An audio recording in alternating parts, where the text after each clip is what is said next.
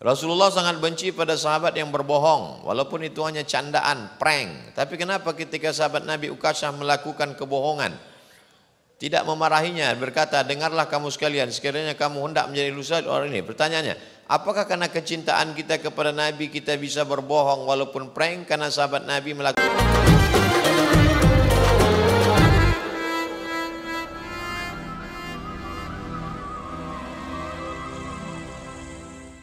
Tahlil kan mengingat kematian, betul. Haul juga mengingat kematian, betul. Tapi khusus para habaib, pertanyaannya, apa hukum keduanya? Apakah keduanya sama? Tahlil diambil dari la ilaha illallah. Namanya tahlil, la ilaha illallah, la ilaha illallah, la ilaha illallah. Itu namanya tahlil. Haul diambil dari hala yahulu haulan. Haul artinya 1 tahun. Makanya membayar zakat mesti ada nisab, berat minimal 85 gram emas, mesti ada haul, artinya sudah dipegang selama 1 tahun.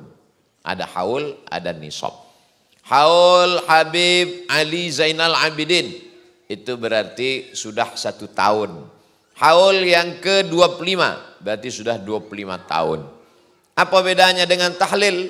Sama, isinya sama. Bedanya haul biasanya para habib, ulama besar, dan dalam haul itu biasanya dibacakan manaqib atau biografi. Kalau orang biasa, apa yang mau dibacakan? Dia tidak punya biografi. Lahir, minum kopi, meninggal. Tidak sempat punya sejarah dalam hidupnya. Tapi bukan berarti dia tidak mulia di hadapan Allah. Ini hanya penggunaan istilah. Namanya beda, tapi isinya sama. Biasanya isinya apa? Biasanya isinya 5. Yang pertama, baca Quran. Yang kedua, tahlil, la ilaha illallah. Yang ketiga, membacakan sejarah yang meninggal. Yang keempat, silaturahim. Yang kelima, doa. Sekarang kita kaji satu persatu. Yang pertama, baca Quran. Apa hukum baca Quran? Baca Quran hukumnya wajib. Maka kalau ada orang meninggal dunia lalu kemudian dia membaca Al-Quran, yang dikirim itu adalah pahala bacaannya. La aqulu alif lam mim harf. Alif lam mim tidak dihitung 1 huruf. Walikulli harfin asyru amsalihah. 1 huruf dibalas 10. Jadi kalau ada orang baca Yasin, Yasin, berapa huruf? 20. Karena ya 1 huruf, sin 10 huruf, ya 20, Yasin. Kenapa Ustaz selalunya baca Yasin? Al-Baqarah kepanjangan. Yang paling bagus itu sebenarnya bukan baca sepotong-sepotong. Kata Imam An-Nawawi, wa in khatimul Qur'an. Paling bagus sekhatam Al-Quran. Sanggup 1 khatam 30 juz sendirian, mantap. Tidak sanggup, bagi 1 juz. Banyak Quran yang sudah dibagi 1 juz. Saya waktu ke Makkah umroh, saya beli 30 juz, tapi yang bisa dibagi 1 juz. Kalau tidak sanggup, baca Yasin.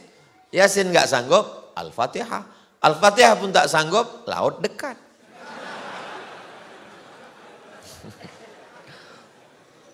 Al-Quran pahalanya dikirimkan. Ya Allah, sampaikanlah pahala bacaan kami kepada Habib, kepada Kiai, kepada Tuan Guru, kepada... Kalau Abdul Somad meninggal, Bapak Ibu di Buton mau bacakan Al-Fatihah? Mantap. Yang kedua adalah tahlil. La ilaha illallah, la ilaha illallah, la ilaha illallah. Membacakan tahlil sampai. Dalilnya? Ketika Nabi lewat di makam, Nabi ambil pelepah korma, Nabi belah, Nabi tusukkan ke makam. Kenapa ini ya Rasulullah? Sebab semua pohon-pohonan bertasbih. Maka pelepah korma dibelah, ditusukkan ke makam, pahalanya sampai. Itu perbuatan Nabi. Kalau tasbih pelepah korma saja sampai, apalagi tahlil orang beriman. Tasbih, tahmid, takbir, afdalu dzikri la ilaha illallah. Maka la ilaha illallah sampai. Apakah semua pohon-pohon ini bertasbih? Ya. Ada pohon yang tidak bertasbih? Ada. Pohon mana yang tidak bertasbih? Ini pohon plastik. Yang ketiga adalah apa yang disebut dengan sedekah makanan. Biasanya di dalam majelis itu ada makanan. Orang biasanya tidak mau makan makanan waktu tahlil itu, khawatir itu adalah harta warisan yang belum dibagi. Karena begitu sedetik orang meninggal, hartanya berubah menjadi harta milik ahli waris. Maka anaknya ngasih kata sambutan. Wahai masyarakat Buton yang saya hormati, ini makanan yang terhidang ini adalah itu dari saya sebagai anak, bukan warisan bapak saya yang belum dibagi. Apa kalian tidak tahu bahwa saya ini kaya? Makanya mesti ada kata sambutan supaya masyarakat yang ragu-ragu jangan sampai dia tidak mau makan. Apa dalilnya sedekah itu sampai? Ummi matat, mak saya meninggal. Afa atasaddaqu anha? Kalau saya sedekah apakah pahalanya sampai? Kata Nabi tasaddaq, sedekah. Itu menunjukkan pahalanya sampai. Ayu sadaqatu afdal?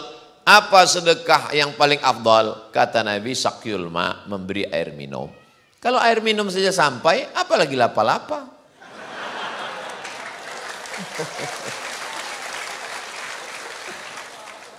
Kalau air minum saja sampai, apalagi barongko.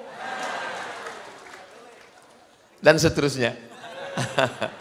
Lalu kemudian yang kelima adalah di situ ada namanya silaturahim. Kita mungkin jarang ketemu, tapi begitu ada orang meninggal, ada haul, ada tahlil, kita ketemu. Oh, masih hidup. Alhamdulillah. Oh, selama ini kok lama nggak ketemu kita. Iya Pak, mohon maaf, saya hutang kemarin belum sanggup. Oh, saya udah lupa. Jadi Bapak maafkan, saya ingat lagi sekarang. Yang kelima di dalamnya ada doa. Doa tidak ada ikhtilaf bahwa doa sampai. Kalau saya meninggal, Bapak Ibu mendoakan dari Buton, doanya sampai enggak untuk Abdul Somad? Iza matal imsan, kalau manusia mati, in qata'a amaluhu, amalnya putus, illa min salasin, kecuali dari 3, shadaqatin jariyah, sedekah jariyah, au ilmin yuntafa'u bih, ilmu yang bermanfaat, waladin salihin yad'ulah, anak yang soleh.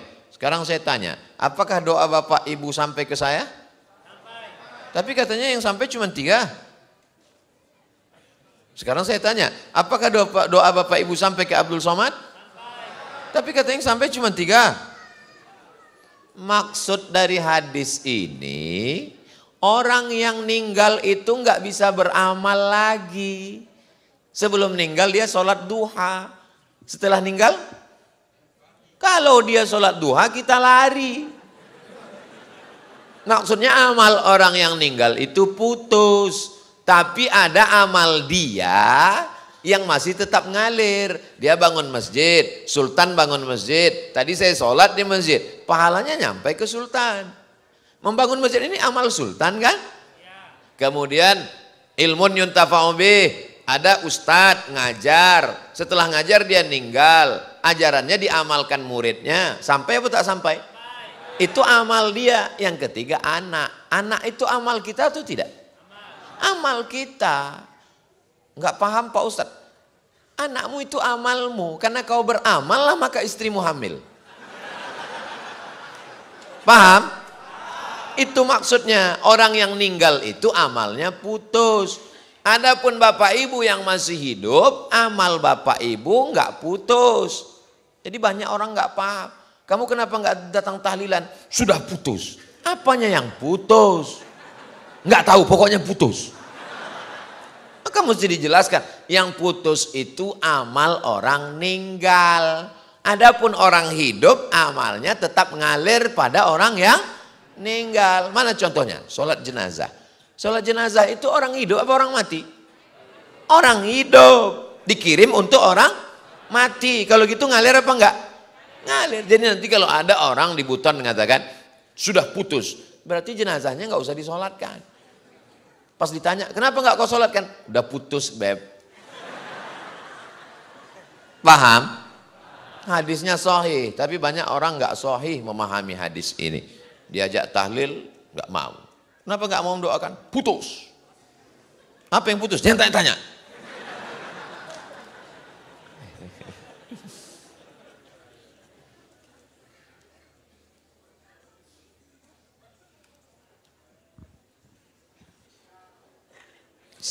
bagaimana agar kita bisa menjadi pemimpin yang baik dan amanah. Ini nampaknya untuk Pak Wali.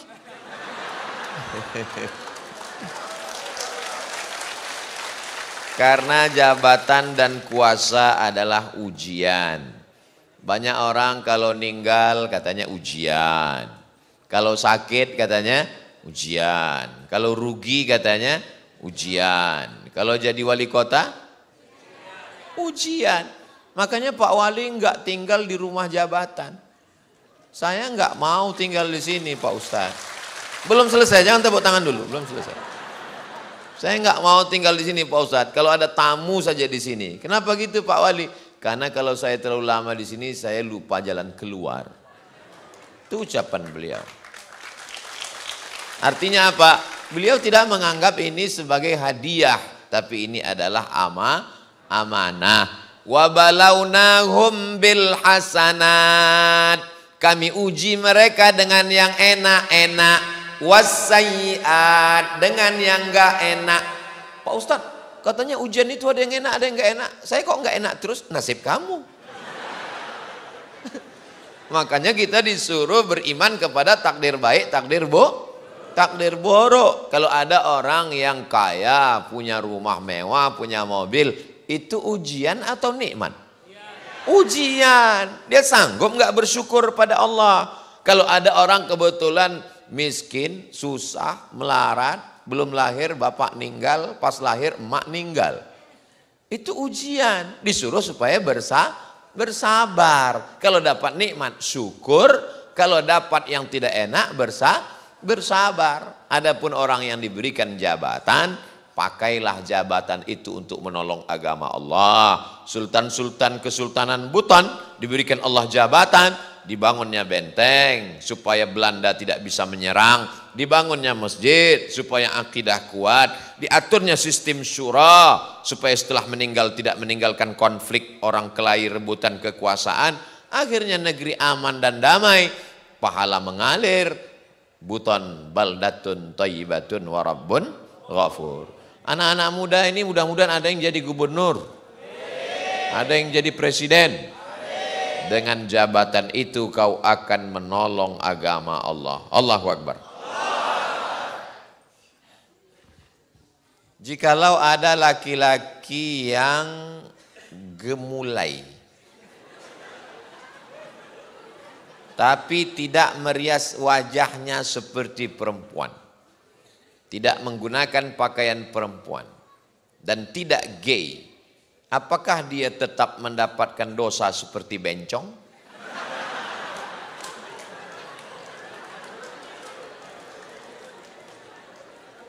La'anallahul mutasyabbihin minar rijal bin nisa. Allah melaknat laki-laki yang menyerupai perempuan.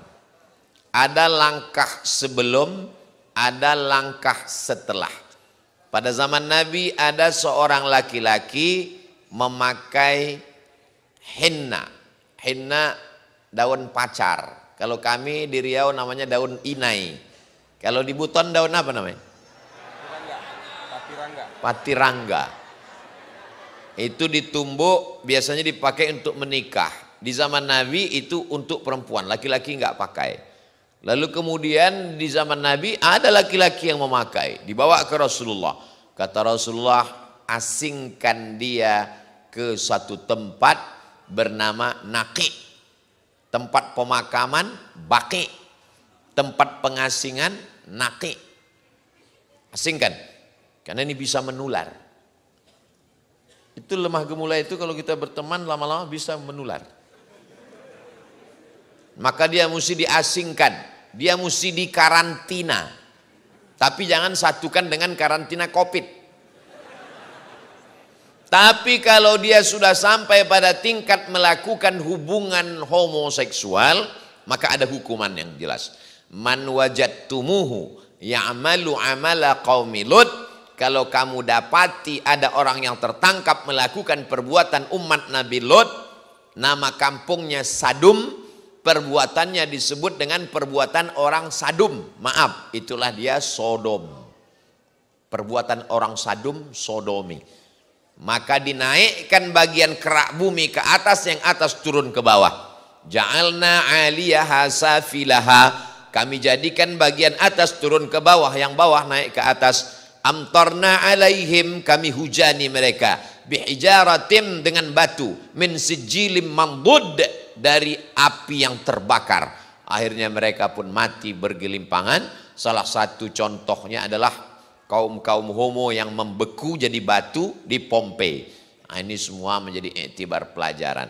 Kalau dia tidak memakai pakaian perempuan, tidak memakai aksesoris perempuan, tidak operasi kelamin, dan dia tidak homo, seperti pertanyaan, hanya dia gemulai saja. Nggak tahu entah kenapa dia gemulai. Mungkin terlalu banyak makan cendol, sehingga dia seperti tak bertulang. Dia nggak apa-apa. Tidak ada hukum bagi dia, karena dia tidak melakukan dua. Pertama, tidak menyerupai perempuan, dan tidak melakukan hubungan seksual sejenis. Nah, ini penting kita jaga. Makanya saya yakin dan percaya anak-anak muda di Pulau Buton tidak akan melakukan itu, karena masyarakat Buton ini masyarakat yang gagah dan perkasa. Seandainya orang Buton ini lemah gemulai, mana mungkin bisa bangun benteng terbesar di dunia? Mengangkat batu. Jadi kalau ada yang lemah-lemah gemulai yang agak-agak ada tandanya, bawa ke sini, suruh dia memperbaiki benteng-benteng yang udah roboh, angkat. Insya Allah hilang bencongnya.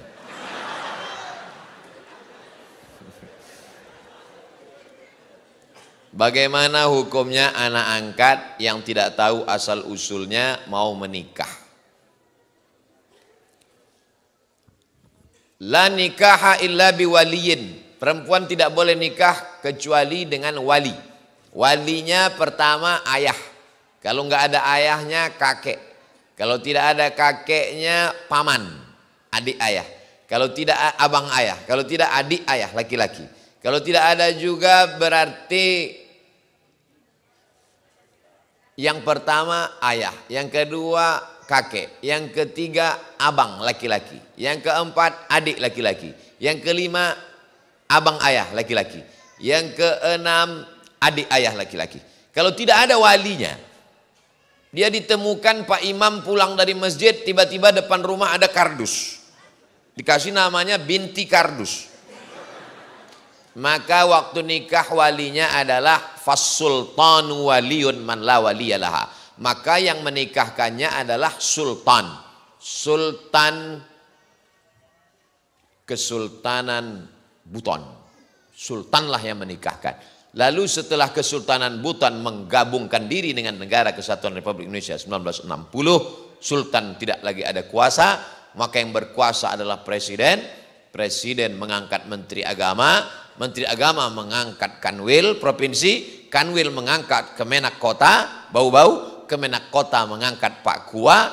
Itulah makanya yang menikahkan itu adalah Pak Kua. Maka tidak ada di Indonesia ini Bu Kua, karena Kua perempuan tidak bisa menikahkan. Paham? Ini orang mesti mengerti gimana ceritanya kok Pak Kua bisa menikahkan. Itu asal usulnya adalah panjang ceritanya. Mau diulang lagi, habis waktu, tinggal diulang aja di video channel Ustadz Abdul Somad Official. Subscribe, like, share, and comment.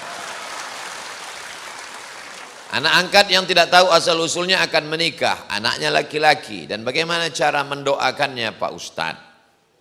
Kalau ada seorang anak laki-laki, dia tidak tahu ayahnya siapa, dia mau menikah, nggak masalah, karena laki-laki tidak perlu wali. Lalu kemudian kalau ada seorang anak, ayahnya tidak tahu dia bagaimana mendoakannya? Maka dia berdoa kepada Allah tetap seperti kita yang ayahnya tahu namanya. Rabbighfirli wali walidayya warhamhuma kama rabbayani shaghira. Karena dia tak tahu. Jadi kalau dia nanti mau kita doakan, siapa namanya? Nama dia Abdul Somad. Ayahnya kita nggak tahu. Bin Abdillah, anak hamba Allah. Kita husnuzan bahwa ayahnya itu adalah hamba Allah. Dan di dunia ini, kecuali Nabi Adam dan Nabi Isa, setiap manusia pasti ada ayah dan ibunya. Mohon maaf, ada di Pulau Buton yang nggak ada ayah, nggak ada ibunya. Cuman nggak tahu bahwa mereka ada. Apakah karena kita tidak tahu lalu mereka tidak ada? Kita tidak tahu, tapi mereka ada. Ada satu lagi Pak Ustadz yang nggak ada ayah, nggak ada ibunya. Siapa? Mr. Bean. Mr. Bean fiksi, bukan nyata.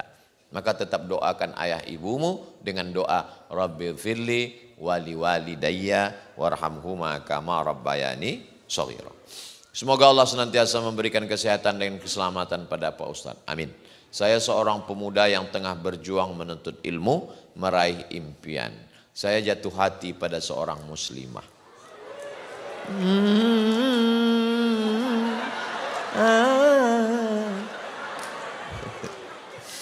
Dan sadar kami memahami perasaan satu sama lain. So sweet.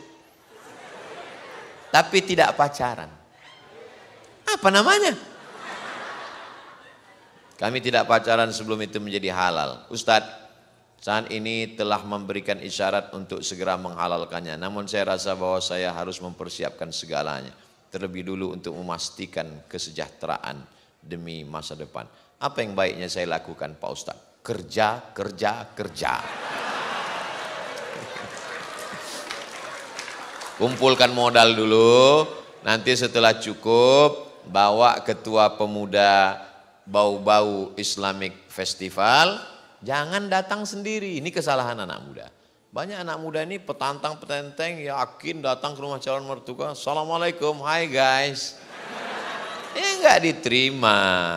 Bawa Pak Wali, oke. Bawa Pak Imam, boleh. Bawa Ustadz, jangan bawa saya. Nanti saya yang diterima. Nah, sampaikan niat kami baik, Pak. Niat kami ini baik supaya kami silaturahim ini tidak hanya sebatas bertetangga, berteman satu kota Bau-Bau, tapi lebih dekat daripada itu. Saya selama ini manggil Bapak kan Bapak, saya ingin manggil ayah. Rebutlah tepat di hatinya, dia akan jadi milikmu untuk selamanya. Jangan lupa doa, jangan hanya sekedar usaha. Jangan mentang-mentang sudah merantau nun jauh di Jakarta, Bandung, Surabaya, pulang ke Bau-Bau, bawa mobil mewah, bawa emas, begitu datang, Assalamualaikum Pak, Waalaikumsalam, puluh cipika-cipiki, maksud kami mau Minang, dia baru aja akad ahad kemarin. Itu rasanya melihat pantai laut Bau-Bau seperti permadani yang terhampar. Ingat, bunga bukan setangkai, kumbang bukan seekor.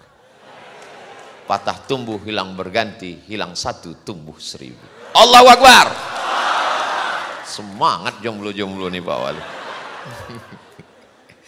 Kalau ternyata tidak sesuai dengan skenariomu, kau tidak pernah buat salah, kau sudah berdoa kepada Allah, yakinlah Allah punya rencana yang lebih indah. Boleh untuk update status siang nanti. Nah, mudah-mudahan adik-adik dipertemukan dengan orang yang baik-baik.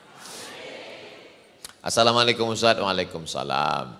Ada pertanyaan, kaum Hawa, maaf, yang sedang halangan tidak boleh tadarus. Karena pemahaman saya selama ini keliru, saya tidak bisa. Perempuan yang sedang halangan, menurut 4 mazhab paling tua Imam Hanafi, nomor 2 Imam Maliki, nomor 3 Imam Syafi'i, nomor 4 Imam Hambali, maka dia tidak boleh baca Quran. Kecuali 2. Yang pertama, guru. Jadi kalau ada adik-adik, ibu-ibu yang jadi guru di sekolah, kebetulan mata pelajaran tajwid atau Al-Quran, tafsir, dia boleh ngajar tapi bacanya putus-putus. Ya ayyuha alladzina amanu kutiba alaikumus siyam. Jangan nyambung. Yang kedua, yang hafal Quran kan mesti ngulang hafalannya 1 hari 2 juz. Kalau dia halangan 7 hari berarti 14 juz hilang. Maka dia boleh ngulang hafalannya an zohri qalbin, mulutnya diam, ngulangnya dalam hati. Makanya nanti kalau ada nampak perempuan duduk di bawah pohon diam aja, itu berarti sedang ngulang hafalan. Tanya dia, adik-adik hafal Qurannya? Enggak. Terus kok tadi diam? Nunggu kamu. 2. Kaum Hawa, maaf, yang halangan tidak boleh masuk masjid. Ada cerita bahwa tidak boleh kita lewat masjid sejauh 40 meter. Tentang nggak boleh lewat masjid 40 meter tidak ada dalil yang sahih. Adapun perempuan yang halangan 7.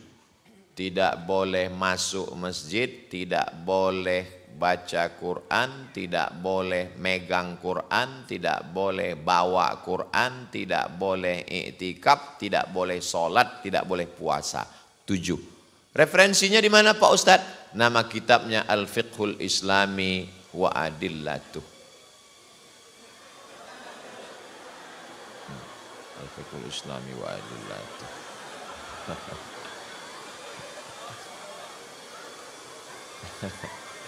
Sallallahu ala Muhammad, sallallahu alaihi wasallam, sallallahu ala Muhammad, sallallahu alaihi wasallam. Ya Nabi salam alaika, ya Rasul salam alaika, ya Habibi salam alaika, salawatullah alaika. Itu drone-nya bunyinya terlalu kuat, tolong dikasih minyak goreng. Assalamualaikum warahmatullahi wabarakatuh Ustaz. Waalaikumsalam.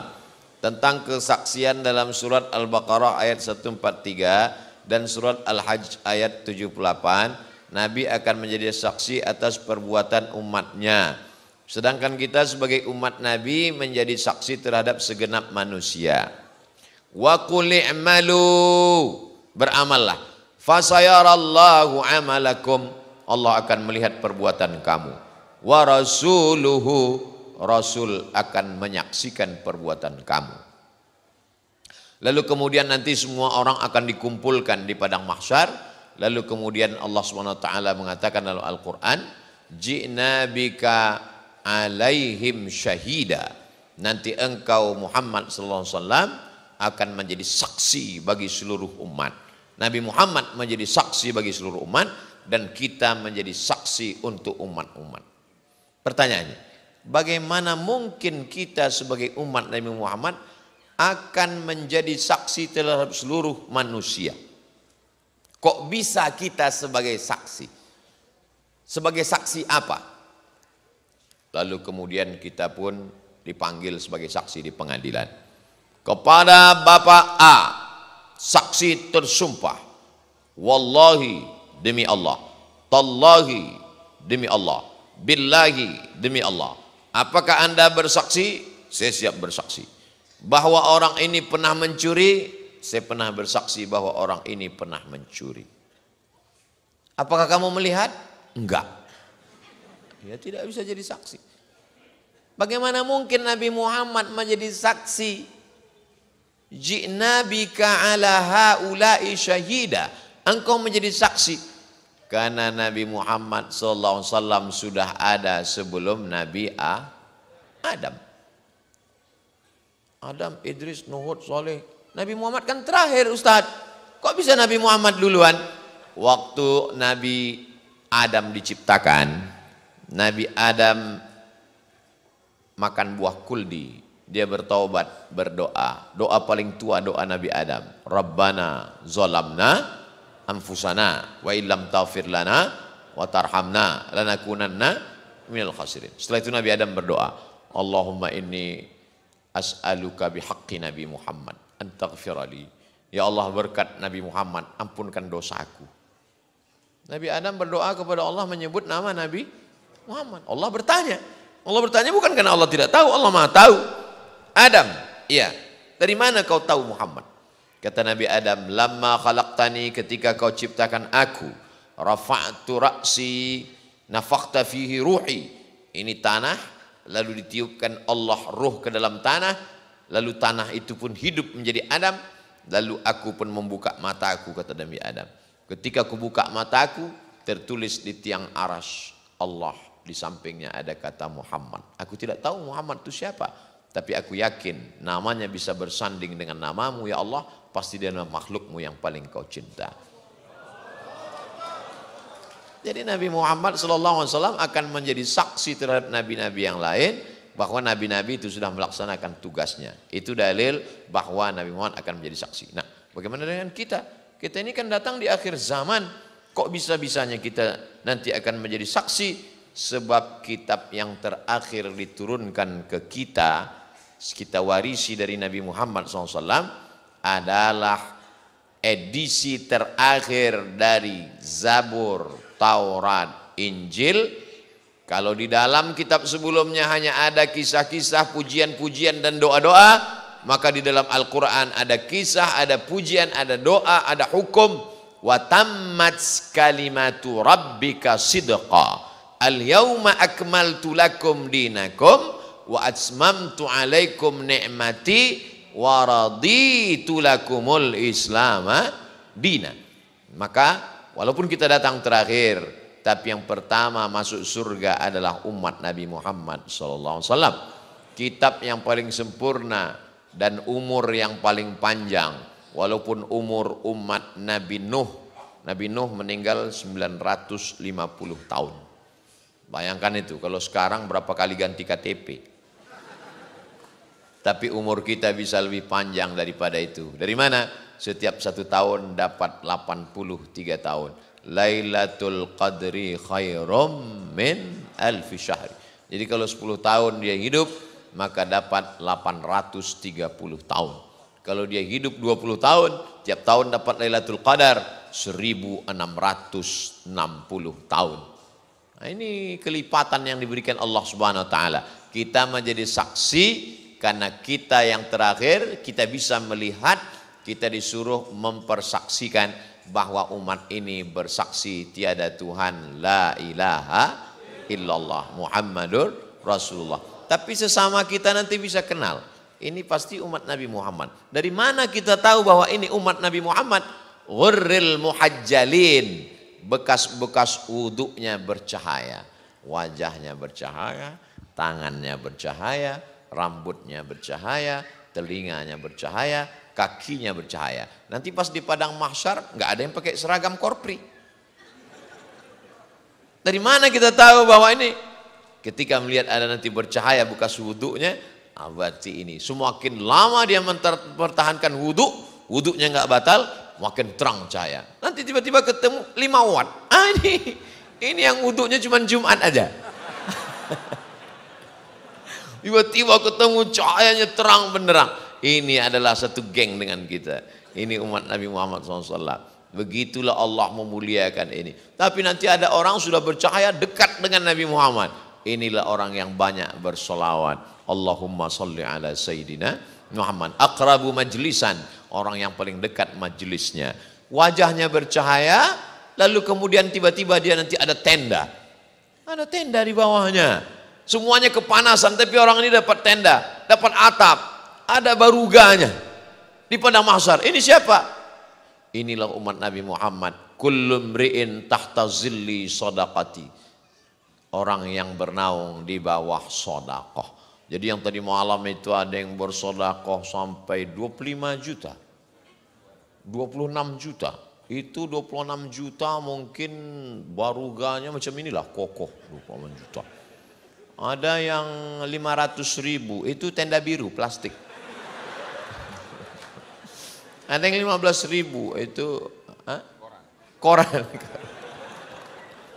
Nggak usah lah kita teruskan, kasihan nanti dia. Ya, jadi kita ini nanti punya kelebihan-kelebihan.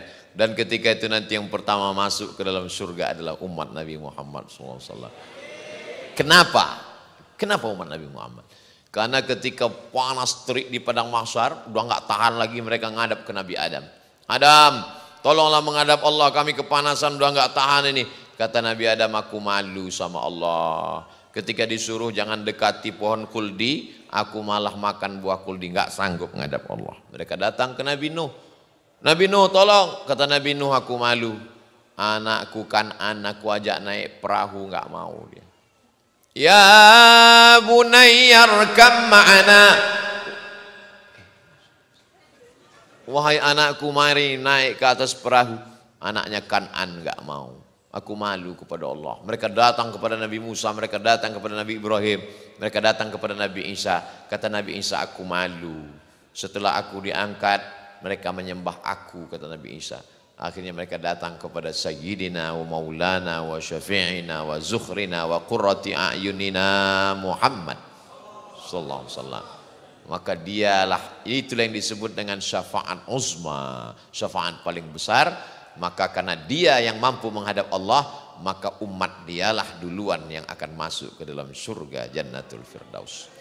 Wasiqal ladzina taqaw rabbahum ilal jannati zumara. Mereka akan dibawa masuk ke dalam surga zumara, tidak sendirian, berjamaah. Jadi masuk surga itu tidak sendirian, berjamaah. Bagaimana dengan yang jomblo? Mereka pun punya jamaah juga. Namanya jamaah jombloan sejati. Masuk mereka ke dalam surga, dipanggillah perjamaah. Jamaah Kesultanan Buton. Panggil. Tiba-tiba ada Abdul Somad di dalam. Loh, tanya malaikat, ini bukan orang Buton, kok bisa di sini? Aku kemarin tausiah. Masuk, kata malaikat. Itulah gunanya kita berjamaah dengan orang-orang baik, supaya kita disatukan bersama orang baik, supaya kita bersama dengan orang baik, bersama di Pulau Buton, bersama di Bau-Bau, bersama di surga Jannatul Firdaus. Orang kalau sudah masuk surga itu, dia lihat kiri, lihat kanan, lihat depan, lihat belakang. Yang pertama dia tanya adalah orang yang paling dia cintai. Orang Bau-Bau kalau sampai masuk surga, yang pertama dia tanya sama malaikat, Ustadz Somad mana? Kata malaikat, dia di ruang VVIP. Amin. Sebetulnya Abdul Somad minta doa supaya dimasukkan Allah ke surga Jannatul Firdaus. Yang paling tinggi, surga itu urutannya bukan ke samping, ke atas. Yang paling tinggi itu Jannatul Firdaus. Kata Nabi, idza da'autumullaha fas'aluhul firdaus. Kalau berdoa kepada Allah, minta Allah surga yang tertinggi. Jannatul Firdaus, bahasa Arabnya Firdaus. Orang barat menyebutnya paradise. Firdaus. Wah, makanya disebut Al-Firdausil A'la, Firdaus yang tertinggi. Jadi doa itu minta yang tertinggi. Ini banyak orang sekarang doa, ya Allah masukkan aku ke surga, di emperan pun gak apa-apa. Apa ini berdoa? Terima kasih kami ucapkan kepada Pak Ustadz beserta rombongan yang sudah mau berkunjung ke kota Bau-Bau. Dan kami minta maaf apabila ini pertanyaan atau kata sambutan. Mohon maaf apabila penyambutan kami terhadap Pak Ustadz di kota kami tidak semeriah di kota-kota lainnya. Meriahnya luar biasa di kota Bau-Bau. Nama saya, tak saya sebutkan nama, menjaga kode etik jurnalistik. Hal-hal yang tidak dikehendaki. Yang ingin saya tanyakan Pak Ustadz, satu. Rasulullah sangat benci pada sahabat yang berbohong. Walaupun itu hanya candaan, prank. Tapi kenapa ketika sahabat Nabi Ukasyah melakukan kebohongan, tidak memarahinya, berkata, dengarlah kamu sekalian, sekiranya kamu hendak menjadi lusa orang ini. Pertanyaannya, apakah karena kecintaan kita kepada Nabi kita bisa berbohong walaupun prank karena sahabat Nabi melakukan kebohong? Tidak ada sahabat Nabi yang pernah berbohong. Jadi kalau ada cerita-cerita, maka kita mesti cek and recheck. Man kadzdzaba alayya muta'ammidan, siapa yang berdusta kepadaku secara sengaja, falyatabawa maq'adahu minan nar, maka siapkanlah tempat duduk dari neraka. Saya kasih 3 contoh perbuatan sahabat yang disangka orang berdusta padahal bukan dusta. Pertama, Nabi masuk ke rumah sahabat, ketok pintu, Assalamualaikum. Assalamualaikum. Enggak, dia enggak jawab. Assalamualaikum 3 kali. Baru dia jawab, Waalaikumsalam. Buka pintu. Kata Nabi, dari tadi kamu ada di situ? Ada. Kenapa enggak jawab dari pertama? Aku mau dapat doamu 3 kali ya Rasulullah. Pertanyaannya, apakah sahabat yang ada di balik pintu itu pembohong? Tidak. Dia mau dapat doa Nabi 3 kali, berarti doanya 9. Assalamualaikum warahmatullahi wabarakatuh. Assalamualaikum warahmatullahi wabarakatuh. Assalamualaikum warahmatullahi wabarakatuh. Baru dia buka pintu. Idza sta'zana ahadukum salasan. Kalau kamu minta izin salam 3 kali, falam yu'zan, tidak diizinkan, falyarji, maka pulanglah. Contoh kedua, datang tamu. Datang tamu, dia bilang ke istrinya, matikan lampu. Matikan lampu, istrinya masak, begitu masakan datang, masakan ini cuma cukup untuk tamu saja. Karena makanan anaknya, dia sendiri tak ada makan. Diletakkan di ruang tamu, habis itu matikan lampu, lalu dia pura-pura bunyi makan. Besoknya datang menghadap Rasulullah SAW. Apa kata Nabi SAW? Adhakallah, Allah menurunkan rahmat soni'akuma, perbuatan kamu berdua tadi malam. Kelihatannya seperti bohong, pura-pura makan, padahal dia sedang memuliakan tamu. Yang ketiga adalah bahwa perbuatan bohong dalam tanda kutip dibenarkan dalam 3 hal. Yang pertama, ketika kita perang. Bukan prank, kita sedang perang. Tiba-tiba saya masuk ke rumah bapak. Ini musuh orang kafir mau membunuh Abdul Somad. Saya masuk ke rumah, masuk ke bawah tempat tidur. Lalu kemudian datang musuh bawa pedang. Ada Abdul Somad di sini. Bapak menjawab, Abdul Somad tidak ada di sini. Akhirnya mereka pergi. Apakah bapak waktu itu bohong? Tidak. Karena bapak kan bilang Abdul Somad nggak ada di sini. Dia ada di bawah tempat tidur. Itu namanya khid'ah. Al-harbu khid'ah. Yang kedua adalah mendamaikan orang yang berdua sedang kelahi. Ini ada si A, kelahi sama si B, saya si C. Si A datang, memang si B itu kurang ngajar. Tiba-tiba si B datang. Tadi si A datang ke sini kan, ceritakan aku kan. 1 kali pun dia nggak ada yang ceritakan kamu. Apakah saya bohong? Tidak. Dia memang tidak ada 1 kali. Kali-kali dia menceritakan. Tapi kalau saya ceritakan, orang ini bisa kelahi. Untuk mendamaikan orang yang sedang bertikai. Yang kedua adalah menyenangkan ibu. Pulang bapak dari Surabaya bawa batik. Ibu tugas keluar kota Surabaya. Pulang ke bau-bau. Bawa batik. Lalu kemudian kata ibu, Papa, gimana batiknya? Cantik enggak? Kata bapak, seumur hidup aku belum pernah melihat batik seperti ini. Kata si ibu, padahal menurut bapak jeleknya. Paham? Sahabat Nabi meyakini ketika dia memeluk Nabi karena cintanya maka dia bisa bersama Nabi di surga. Apakah boleh kami selain mencintai Rasulullah juga mencintai ulama? Karena saya ingin memeluk Pak Ustadz. Laki-laki. Mencium tangan Pak Ustadz seraya memohon barakah dari Allah, meminta doanya semoga anak saya Abu Bakar bin Husain dan Hania menjadi anak yang soleh dan solehah. Riwayat tentang Ukasyah masih diperselisihkan. Jadi ceritanya itu begini. Ketika Rasul Shallallahu Alaihi Wasallam mengatakan, Man kuntu jalatu lahu zahran, siapa yang pundaknya pernah aku cambuk, siapa yang pundaknya pernah aku cambuk, cambuklah. Balas. Siapa di antara kalian yang pundaknya pernah aku cambuk, cambuk.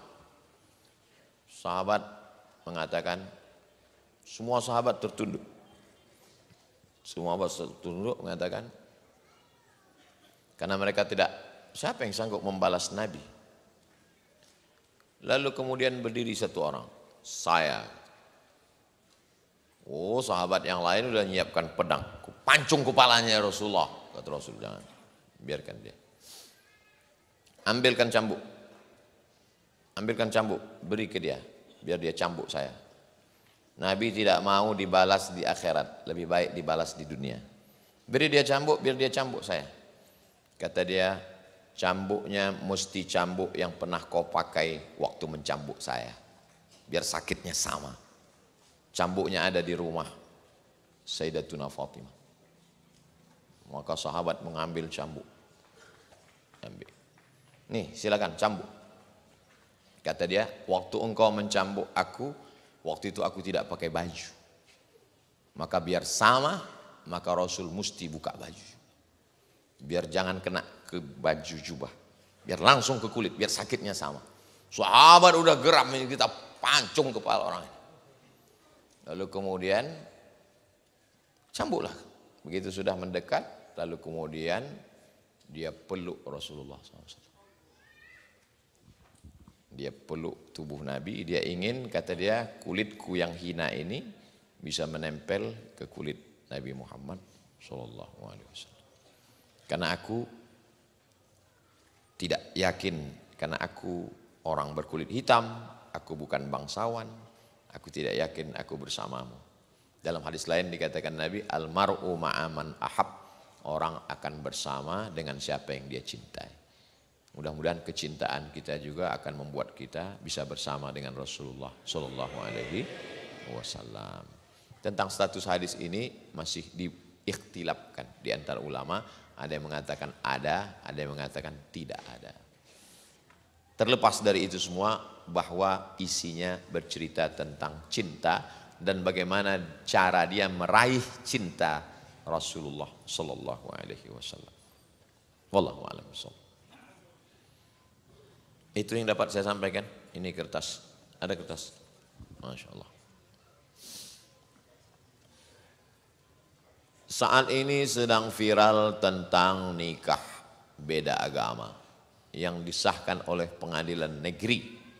Sementara fatwa Majelis Ulama Indonesia mengharamkan pernikahan beda agama. Bagaimana pendapat Pak Ustadz tentang pernikahan beda agama? Bukan pendapat saya, tentang dalam Al-Quran. La tankihul musyrikina hatta yu'minu. Jangan nikahkan anak perempuanmu dengan laki-laki yang musyrik sampai mereka beriman. Wal abdun mu'minun, hamba sahaya kalau dia beriman, khairun, lebih baik, min musyrikin, daripada orang musyrik. Walau a'jabakum, walaupun mengagumkan kamu hartanya, bangsawan, kaya, punya jabatan dan lain sebagainya. La tunkihul musyrikati hatta yu'min. Janganlah hai laki-laki kamu menikahi perempuan yang beda agama. Wala amatun musyrik mu'minatun, perempuan yang berkulit hitam hamba sahaya, khairun min musyrikatin. Wala amatun mu'minatun, perempuan yang hamba sahaya berkulit hitam miskin susah melarat, khairun, lebih baik, min musyrikatin, daripada seorang perempuan yang berbeda agama. Walau a'jabatskum, walaupun dia menarik, menakjubkan bagi kamu. Bapak-bapak, ibu-ibu, jaga anaknya. Kalau sudah nampak bergaul, jangan sampai dia jatuh cinta, nanti dia menjadi melawan. Semua berawal dari percikan-percikan api di lalang yang kering, cepat padamkan. Siapa itu? Teman saya kuliah mah beda agama, berteman, hati-hati. Nanti betapa banyak disebabkan oleh pertemanan dan persahabatan. Bergaul, berteman, tak masalah. Tapi kalau sudah sampai pada pernikahan, na'udzubillah. True story, kisah nyata. Datang bapak-bapak, ibu-ibu ke kantor Badan Amil Zakat Nasional Provinsi Riau. Saya waktu itu jadi tim sosialisasi zakat. Assalamualaikum Pak Ustadz, Waalaikumsalam. Saya mau nanya masalah agama, apa masalahnya? Ustadz Saman gak usah ikut sidang dulu. Kenapa? Ini ada dua orang yang mau konsultasi agama. Ada apa Bapak Ibu? Nangis dua-duanya. Saya tanya, ada apa Pak? Makin kuat. Saya bilang kalau Bapak Ibu nangis nanti saya nangis juga. Apa masalahnya? 5 orang sekali murtad Pak Ustadz. Loh gimana ceritanya? Anak gadis saya nikah, ini pura-pura masuk Islam. Setelah anak 3 dia murtad. Anak saya takut nggak makan. Anaknya 3 dibawa. Anak, menantu, cucu. Saya nggak bisa bicara kuat karena ini orang udah tua-tua, 70 tahun. Kalau sempat saya katakan, mengapa? Saya takutnya meninggal. Akhirnya saya bilang, ibu bapak doakan pulanglah ke rumah. Karena nasi sudah jadi tai ayam. Udah 5 orang murtad, bapak ibu masih cerita bubur juga lagi. Jaga anak keturunan kita, jaga. Lihatlah berapa banyak artis-artis yang murtad karena pernikahan, karena pacaran, karena pergaulan. Allah akan menjaga bumi, kepulauan Buton ini insya Allah. Masukkan anak-anak dengan komunitas dakwah. Bau-bau hijrah festival. Ini membangkitkan semangat. Masya Allah, para alim ulama, tokoh-tokoh masyarakat datang kemari. Tidak sampai berbulan-bulan. Pekan lalu ada ustadz, pekan lalu ada ustadz. Semarakkan terus dakwah. Supaya terjadi juga akidahnya insya Allah. Apa hukum orang yang nikah berbeda agama, tinggal satu rumah sebagai pasangan suami istri, maka selama itu dia berzina. Kalau satu hari dia hubungan kelaminnya 3 kali, 3 kali berzina. Berzina pagi, berzina siang, berzina sore, macam makan obat. Zina. Sampai akhirnya dia mati, maka dia mati. Kalau dia tidak murtad, maka dia pelaku dosa besar, neraka jahanam. Kalau sampai dia murtad, maka dia tidak diterima. Wa may yabtaghi ghairal Islam, siapa yang tidak Islam, falan yuqbala minhu, dia tak akan diterima Allah. Wa huwa fil akhirati minal khasirin, di akhirat termasuk orang yang rugi. Maka bertaubatlah kepada Allah SWT. Tapi kemudian setelah anaknya besar, dia sadar, dia taubat, lalu kemudian dia bersyahadat, balik ke Islam, diterima. Lalu kemudian dia tidak pernah murtad, hanya sekedar berzina, dia tinggalkan istrinya yang tak Islam atau dibawanya masuk Islam. At-taibu minadz dzambi kama la dzambalah, orang yang bertaubat sama seperti tak berdosa. Dia ajaknya istrinya masuk Islam, anaknya semua masuk Islam. Oh, bagus sekali. Mu'allab semuanya, ulang dari nol. Yang ulang dari nol itu 2, mu'allab sama pom bensin Pertamina. Ulang dari nol ya Pak. Tapi ibu yang dimuliakan Allah Subhanahu wa taala, yang pertama kali yang paling penting adalah aqidah. Orang sejak zaman dulu di benteng Kesultanan Buton yang paling dipentingkan pertama kali adalah akidah. Dari mana Ustaz tahu akidah? Karena masjidnya dibuat pengurus simbol kelembagaan masjid 20 orang. Karena akidah Ahlus Sunnah wal Jamaah 20. Wujud, qidam, baqa, mukhalafatul hawadits, qiyamuh binafsihi, wahdaniyah, qudrat, iradat, ilmun, hayat, sama, basar, kalam. Sifat 20. Itu menunjukkan mereka, sultan-sultan dulu, mufti-mufti dulu, ulama-ulama dulu, nenek moyang orang kepulauan Kesultanan Buton, yang pertama kali mereka pentingkan adalah akidah. Akidah Islam, akidah Ahlus Sunnah wal Jamaah. Mudah-mudahan kita sampai anak cucu kita sampai hari kiamat tetap dalam akidah la ilaha illallah Muhammadur Rasulullah. Wallahu a'lam bishawab. Siapa Tuhan yang Maha Esa yang dimaksud oleh uang? Saya lihat dulu uang. Di mana ditulisnya Tuhan Maha Esa di dalam uang?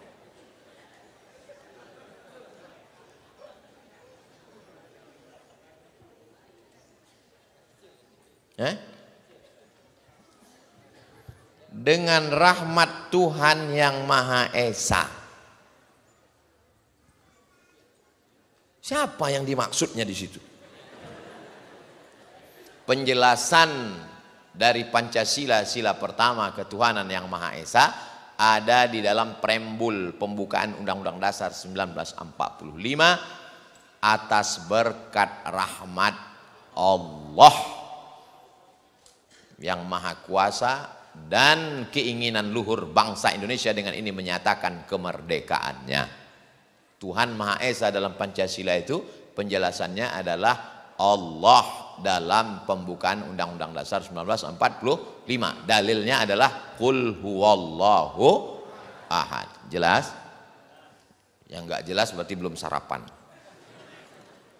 Jika ia adalah Allah yang Maha Kuasa sebagaimana dalam pembukaan Undang-Undang Dasar 45 dalam alinea ketiga, maka bagaimana mungkin Tuhan dijadikan dasar pengeluaran uang sedangkan dikelola oleh sistem fractional reserve atau sistem riba oleh bank lalu beredar ke masyarakat mengikuti kontrol sistem tersebut. Bagaimana muslim menggunakan uang-uang tersebut? Begini ceritanya.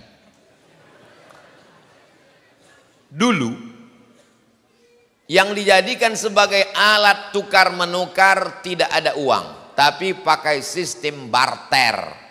Barter Pak Ustadz, terserah mau barter mau barter. Saya orang pantai, punya ikan, tapi saya tidak bisa menanam padi. Orang gunung menanam padi, maka kami ketemu antara ikan dan padi. Padi di gunung, ikan di pantai, bertemu di dapur juga. Akhirnya kita pun barter, ini ikan, ini padi. Begitulah nenek moyang kita dulu. Sampai akhirnya datang Islam, Islam membawa uang.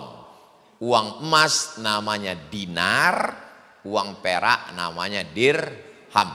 Akhirnya pun kita tukar menukar.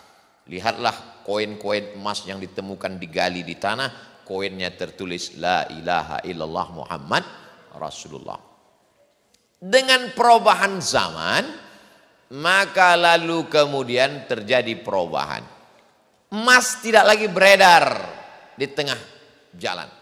Kecuali Mas Parno, dan mas lain. Emas tidak boleh beredar lagi sebagai alat tukar karena sesuatu dan lain hal. Akhirnya negara boleh mencetak pengganti emas dalam bentuk kertas sesuai dengan kadar emas yang ada di negara itu. Jadi kalau Kesultanan Buton punya emas 1 ton, emas 1 ton itu tidak boleh beredar keluar dalam bentuk mata uang, maka untuk menggantikan emas yang ada beredar itu dicetaklah uang kertas untuk sebagai nilai ganti terhadap emas. Paham? Jadi kalau 1 gram emas itu sekarang 1 juta sekian, tapi karena kita udah lama kenal 1 juta aja lah. Kebetulan di rumah saya ada uang 10 juta, maka saya boleh mengeluarkan uang sebanyak 10 lembar, per lembarnya 1 juta. Sebetulnya nilai kertas itu tidak ada, tapi dia sebagai pengganti uang yang ada di dalam brankas saya, sebagai nilai ganti. Sampai akhirnya Amerika mencetak kertas lebih banyak daripada emas yang ada di Amerika. Kertasnya lebih banyak. Tapi karena dia negara adik kuasa, akhirnya yang dipakai yang salah. Walaupun Amerika itu salah, tapi karena dia kuasa, akhirnya dia yang diikut. Akhirnya negara boleh mencetak kertas sebagai ganti emas. Ini cerita tentang sejarah duit kertas. Saya sudah ceritakan tadi 3 fase. Dari mulai barter, naik ke emas, emas diganti dengan kertas sesuai kadar, sampai pada level yang keempat, kertas dicetak walaupun nggak ada emasnya. Lalu kemudian yang nanya ini nggak setuju. Nggak setuju dia kalau kertas ini sebagai nilai tukar. Lalu kemudian kalau tidak setuju kertas sebagai nilai tukar, lalu kamu mau pakai daun. Kertas ini sebagai nilai tukar. Tapi kemudian bahwa yang menetapkan di Indonesia pakai rupiah, sampai ke Saudi Arabia pakai rial, sampai ke Mesir pakai pon, sampai ke Maroko pakai dirham. Itu ulama-ulama semua. Jadi kalau antum bilang yang mengeluarkan uang kertas ini riba masuk neraka, berarti yang masuk surga cuma antum sendiri. Bayangkan ulama sebanyak-banyak ini, Al-Azhar 1000 tahun lebih di Mesir, berarti bodoh semua ulama Azhar itu. Maka mesti dipahami bahwa duit kertas ini sebagai nilai hanya untuk transaksi tukar menukar. Tapi sebenarnya nilainya bukan pada kertas itu. Sebagai contoh, kalau antum punya uang 10.000 satu lembar, tapi pada zaman Presiden Soekarno, sekarang masih laku sebagai nilai tukar? Tidak, dia hanya sebagai alat untuk souvenir, untuk kenang-kenangan, tapi sebagai alat tukar sudah tidak bisa lagi. Kita sepakati bahwa uang yang kita pakai sekarang itu yang ditetapkan negara sebagai alat tukar untuk supaya kita tidak gelai gara-gara masalah barter dalam masalah, untuk memudahkan kita bertransaksi. Maka sepakatlah umat di seluruh dunia ini, termasuk umat Islam dan para ulamanya.